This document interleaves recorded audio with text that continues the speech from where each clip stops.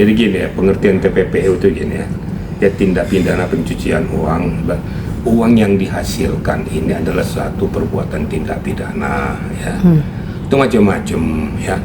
Kalau di tindak pidana korupsi hasil suap ya, itu memperkaya diri ya dengan melakukan perbuatan melawan hukum, bisa dikenakan TPPU. Jadi seperti Nikita Mirzani ini bisa dikenakan TPPU karena hasil pemerasan diduga dilakukan oleh Nikita Mirzani, makanya dikenakanlah pasal TPPU.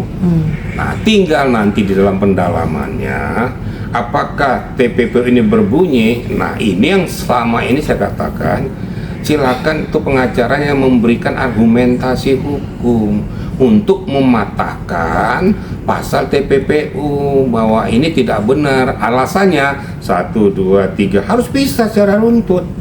Tapi kalau nggak bisa dipertanggungjawabkan memang sah.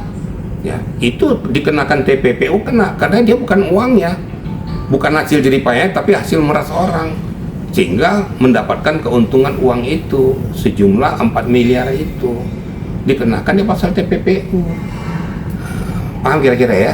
Jadi jangan selalu berpikir bahwa ini gratifikasi, suap, enggak harus seperti itu. Bisa dikenakan TPPU. Kira-kira gitu ya. Oke, berarti kan duit yang diberikan DRG ke Nikita kan sebesar 4M.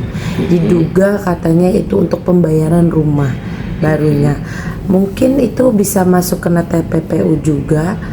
Misalkan uang yang belum dianggap jelas dialokasikan ke pembayaran rumah gitu kan. Biasanya pembayaran rumahnya Nikita Mirzani. Iya, biasanya kan banyak kalau TPPU atau pencucian uang itu kan untuk usaha, untuk apapun yang duit berputar lah. Ini pendapat abang gimana nih untuk pembayaran rumah yang mati? Kemanapun objek daripada uang itu bukan menjadi pokok masalah.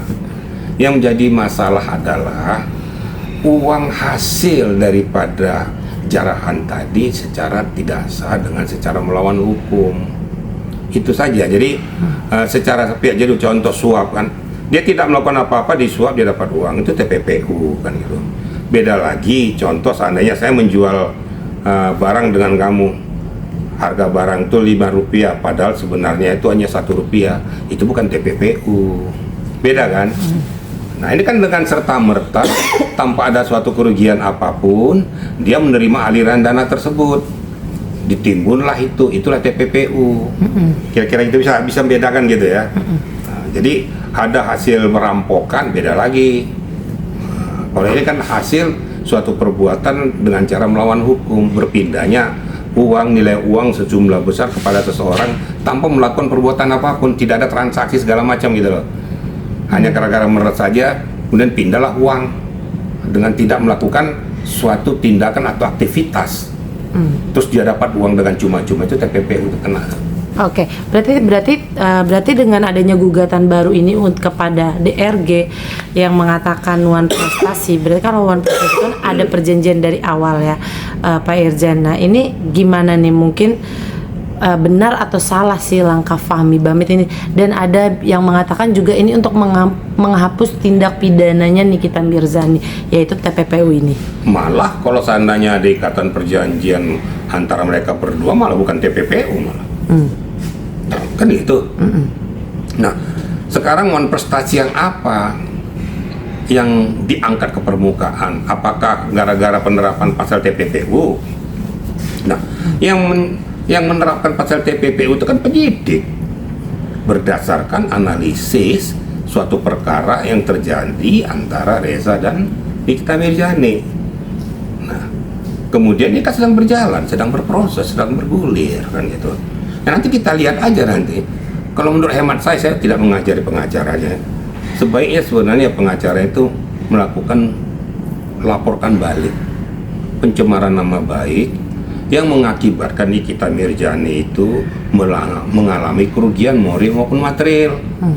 Namanya tercemar, dirinya tercemar, saya akan tuntut dia secara immaterial 100 miliar. Itu lebih pas. Pidana jalan, immaterialnya jalan.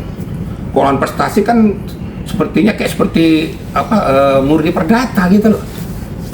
Gitu kira-kira ya. Seperti mengada-ngada juga nggak sih Pak Irjen, di tengah P21-nya Nikita belum turun juga, tiba-tiba ada gugatan One Prestasi untuk menggugurkan P21-nya si Nikita ini, atau begitu nggak sih kira-kira? Hubungannya, emang ada hubungannya, mau dia bilang One Prestasi, One Prestoso kayak apa, memang bisa dia menggugurkan tindak pidana yang sudah terjadi ataupun peristiwa pidana yang sudah bergulir, itu kan masing-masing kan berdiri sendiri, tapi itu kan merupakan hak daripada seseorang. Kita kan negara hukum, kemudian kita ada kebebasan berpendapat, ada kebebasan untuk mendapatkan keadilan. Menurut pengacaranya, ya itulah jalan terbaik untuk cari keadilan, walaupun nanti jalannya mungkin ya tidak seperti apa yang dia harapkan, tapi kita juga nggak boleh hambat juga orang mencari keadilan, kan gitu ya. Saya luruskan ya, jadi Nikita jangan kita, kamu kenapa kayak gini-gini, enggak ya, terus apa? Menurut dia itu yang terbaik, ya sudah silakan aja, dia kan punya hak, nggak boleh kita hambat, ada hak asasi manusia. Walaupun nanti substansinya itu nanti mengikat atau tidak, nanti kita lihat. Nah tinggal lawyersnya harus berpikir jernih, kenapa kamu bikin One Prestasi, dasarnya apa, substansi yang mengikat apa, apakah ada suatu kesepakatan antara dirimu dengan seseorang yang menimbulkan suatu pertikaian tidak cocok, timbulnya One Prestasi, menimbulkan kerugian gitu. Kalau ini kan tindak pidana, berbeda gitu. Tapi walaupun demikian ya silakan sajalah ya, saya tidak mau istilahnya mematahkan semangat orang, itu kan hak dia. Tapi kan saya sudah kasih saran supaya sebenarnya kenapa nggak dilaporkan balik saja. Rejanya bahwa tidak seperti itu permasalahannya. Kamu mencemarkan nama baik saya. Di situlah dititipkan bahwa saya mengalami kerugian moral maupun material. Cara materialnya yaitu tadi, cara immaterialnya ya tuntut kamu 100 miliar gitu. Oke, satu lagi mungkin Pak Irjan, banyak yang mengkaitkan mungkin beberapa netizen atau fans ya kan Nikita kena terjerat TPPU pencucian uang. Kenapa sedangkan Dr. Reza Gladys ini lebih kaya daripada Nikita? Klinik banyak, rumah besar, kelihatannya hedon, suka flexing. Apakah di situ juga ada tindakan pencucian uang dalam case-nya Reza Gladys? Banyak yang mengatakan seperti itu. Gimana nih? Mungkin akhirnya nanti ditemukan juga dari runtunan bukti-bukti seperti apa nih mungkin? Ya, saya tidak bisa memformulasikan seperti itu ya. Tinggal kita lihat substansinya. Tinggal kita lihat nanti aktivitas kegiatan daripada Reza Gladys yang menghasilkan uang itu dalam hal apa.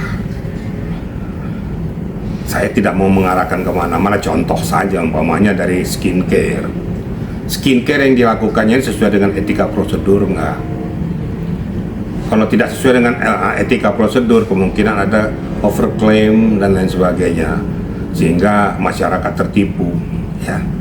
Akibatnya dia mengumpulkan duit banyak, atau bisa saja seperti ini ya, mohon maaf kan sering terjadi, itu barang gelondongan dari luar negeri. Seperti obat-obatan tuh kan sering terjadi nih, sampai dalam negeri dia pasang labelnya seolah-olah itu ada produk dia, bikin stikernya, kerjasama dengan BPOM, menghasilkan uang. Dari luar negeri dia beli 50 rupiah, sampai di Indonesia dia jual 500 rupiah. Itu kena TPPU. Kira-kira gitu ya. Oke, terima kasih. Kan enak kan caranya.